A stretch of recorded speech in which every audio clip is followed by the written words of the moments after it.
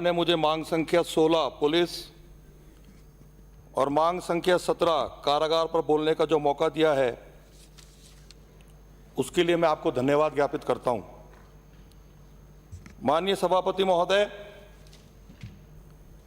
जब राजस्थान पुलिस की बात आती है और पीड़ित जब थाने में जाता है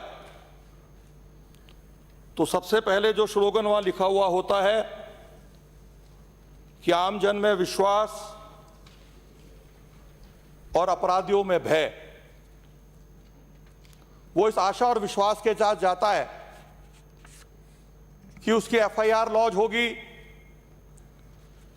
और जो उसके साथ घटना घटी है, चाहे वो मारपीट की हो, चाहे डकैती की हो, चाहे चोरी की हो, चाहे हत्या की हो, चाहे बलात्कार की हो, पुलिस उस पर न्याय संगत कार्रवाई करते हुए दोषियों के खिलाफ उचित कार्रवाई करेगी।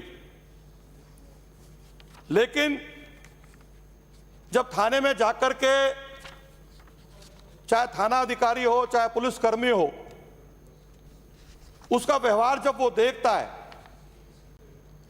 और जिस प्रकार की मांग उसके साथ की जाती है, अनमीनिंगफुल डिमांड्स उसके साथ की जाती है, तो उसके मन में एक भाव आता है कि जो ये स्लोगन लिखा हुआ है वो बिल्कुल विपरीत है। और राजस्थान पुलिस का कृत्य देखते हुए उसके मन में यह धारणा बनती जा रही है कि आमजन में भय और अपराधियों में हौसले बुलंद। माननीय सभापति महोदय, ऐसा नहीं है कि सभी पुलिस अधिकारी कर्मचारी इस प्रकार के कृत्य करते हो। बहुत सारे अच्छे अधिकारी भी हैं, बहुत सारे पुलिस कर्मचारी भी अच्छे हैं जो अपराधियों को पकड़ने के लिए जोरदार कार्रवाई भी करते हैं। लेकिन सभापति महोदय, कहावत है कि मोर तो बहुत सुंदर भी है, नाचना भी जानता है, अच्छा नाचता भी है, लेकिन जब अपने पांवों की ओर देखता है तो मोर का दिल रोने लग जाता है। सभापति महोदय, मैं आपके सामने एक बात रखना चाहूंगा कि जिस प्रकार से मुझसे पूर्व वक्ताओं ने वर्तमान में पुलिस को क्या क्या चाहिए, क्या क्या कर्मचारी अधिकारियों को सुविधाएं चाहिए, पुलिस की क्या क्या कमियां हैं, उसका उल्लेख बखूबी किया है। लेकिन सभापति महोदय, जिस प्रकार से पुलिस के ऊपर राजनीति हावी होती जा रही है, राजनीतिक लोग, सत्ता पक्ष के लोग पुलिस को अपने अनुसार चलाने का काम कर रहे हैं, तो मेरा यह मानना है कि अच्छे से अच्छा अधिकारी भी काम को करने में असमर्थ साबित होगा। सभापति महोदय, मैं उदाहरण देना चाहूंगा। पहले वो अलवर जिले का ही थाना हुआ करता था, लेकिन अब भिवाड़ी जिले का थाना है, टपूकड़ा थाना। उसमें हरीश जाटव नाम के एक दलित व्यक्ति की एक साधारण दुर्घटना हुई, उसके बाद उसकी मॉब लिंचिंग हुई और मॉब लिंचिंग के बाद उसकी हत्या हो जाती है, लेकिन पुलिस ने उसको दुर्घटना साबित किया। सभापति महोदय, इसी प्रकार से एफआईआर नंबर 336/21 भटपुरा थाना बड़ौदा में है, योगेश जाटव पुत्र श्री ओम प्रकाश जाटव, उसकी भी मॉब लिंचिंग द्वारा हत्या होती है, लेकिन पुलिस ने उसको भी दुर्घटना साबित किया। सभापति महोदय, यदि मैं बहुत अभी हाल ही की बात करूं तो बानसूर थाने में भूपसेड़ा की एक महिला गायब हो जाती है। गुमशुदगी की रिपोर्ट दर्ज होती है 17/1/22 तक। परिवार और गांव उसको ढूंढने का प्रयास करता है, पुलिस उनको कोरा आश्वासन देती रहती है और 1 महीने बाद उस महिला की लाश सिरस्का के जंगलों में मिलती है। सभापति महोदय, और आज तक अपराधी पकड़े नहीं गए हैं। इसी प्रकार से बानसूर थाने के ग्राम महनपुर में एक 14 वर्षीय बालक 4 महीने से लगातार गायब था। गुमशुदगी की रिपोर्ट परिवारजन दर्ज करते हैं और 4 महीने बाद सभापति महोदय, उस बालक का कंकाल पहाड़ के ऊपर पड़ा मिलता है और पुलिस सीन का रिक्रिएट करती है, हत्या का मामला दर्ज करती है और जैसी मुझे जानकारी है सभापति महोदय, पुलिस उस मुकदमे को भी हादसे का रूप दे करके पटाक्षेप करने में लगी हुई है। सभापति महोदय, ये तमाम बातें मैं आपको उल्लेख इसलिए कर रहा हूं कि इन घटनाओं के पीछे कहीं ना कहीं राजनीतिक प्रेशर है। चाहे वो बालक गुमशुदा हुआ, चाहे वो महिला गायब हुई, चाहे हरीश जाटव का प्रकरण हो, चाहे भटपुरा वाले दलित युवक का प्रकरण हो, सभापति महोदय योगेश का प्रकरण हो, ये तमाम बातें, तमाम मुकदमे केवल राजनीतिक दबाव के कारण दबाई गई सभापति महोदय। और जिस घटना का उल्लेख अब मैं आपके सामने करने जा रहा हूं सभापति महोदय, वो कोई साधारण घटना नहीं थी। उस घटना से जहां पूरा अलवर शहर, पूरा अलवर जिला, जहां पूरा राजस्थान, पूरा भारतवर्ष उद्विग्न हुआ सभापति महोदय, वो घटना है अलवर शहर के तिजारा फाटक पुलिया पर 11 जनवरी को लहूलुहान हालत में मिली उस मूक बधिर बच्ची की घटना है सभापति महोदय, जिसको पुलिस दुर्घटना बताने में जुटी हुई है सभापति महोदय।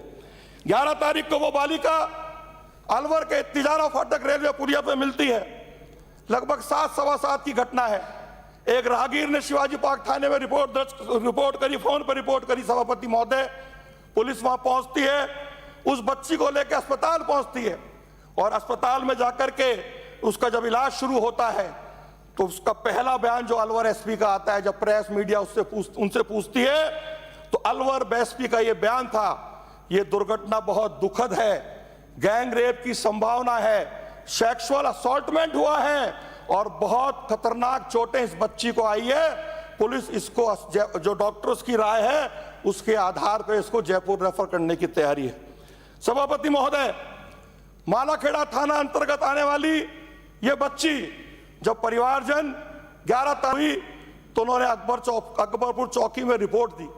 अकबरपुर चौकी को सूचना दी सभापति महोदय, लेकिन अकबरपुर चौकी में तैनात जवानों ने अलवर की पुलिस को सूचना देने का काम नहीं किया और उसके बाद के मामा ने लगभग 8, साढ़े 8 बजे पुलिस कंट्रोल रूम में सूचना दी और जब उसने इस बच्ची के बारे में बताया तो पुलिस कंट्रोल रूम पे बताया गया कि हम आपके पास गाड़ी भेज रहे हैं और वो बच्ची सामान्य अस्पताल में इलाज प्राप्त कर रही है, आप गाड़ी में बैठ के आ जाइए।